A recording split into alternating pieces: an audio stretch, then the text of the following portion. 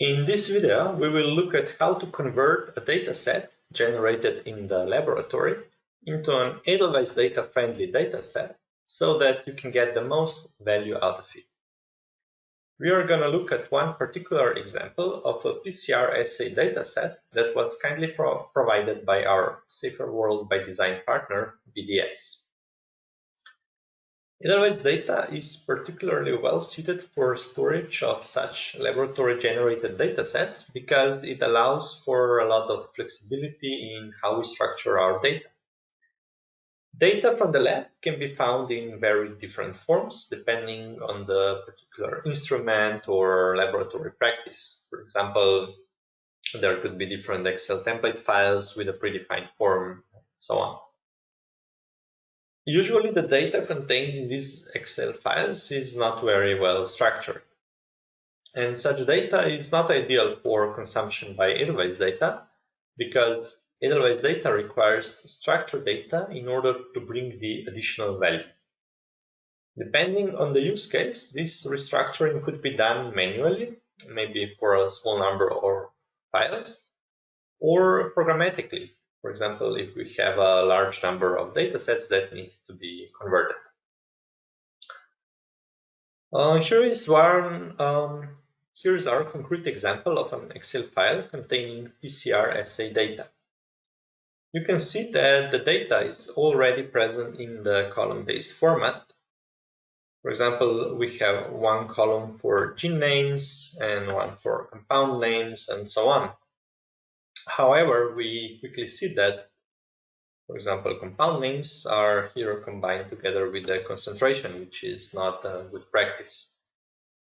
Another important point is that all the metadata, so all the supporting information like information about reagents, conditions, additional information on compounds is completely absent. Hence, it is impossible to, for example, filter such datasets by any of these properties. Okay, since we had only a small number of files to work with, we manually reshaped them into a more structured format. Of course, there are multiple ways how to achieve that, and I would like to show you one way.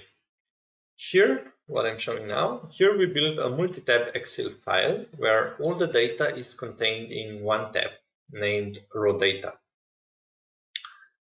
But all the other tabs are used to store the supporting information, metadata that will form key value pairs once the dataset is published in EdelweissData. For example, metadata tab, here we have general information about the assay, the test system, exposure conditions, and so on. Then information about compounds is collected in the tab compounds. And now that we added multiple chemical identifiers, smiles, gas number, INCHI, and supplier name, and so on.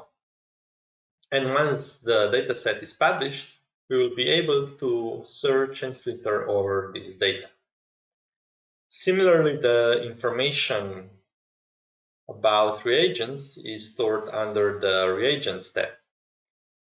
Here, additional information such as producer, batch number, expiration date can be found. Now, dataset with the data structured like this is ready to be published in EdelweissData. In the next video, we will see how this is done. If you want to learn more about EdelweissData, please visit the edelweissdata.com.